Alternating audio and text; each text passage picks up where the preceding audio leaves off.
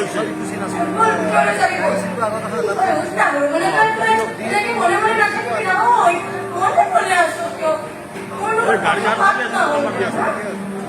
প্ৰথমবাৰ গাড়ী আছিল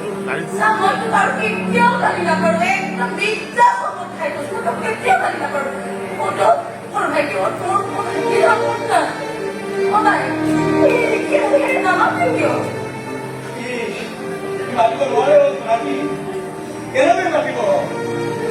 আজি আজি আমি দুয়ো ভাই একেলগে ৰিচিভ কৰোঁ অফিচৰ পৰা তাৰ সৰু মাইনা জীৱনৰ পৰা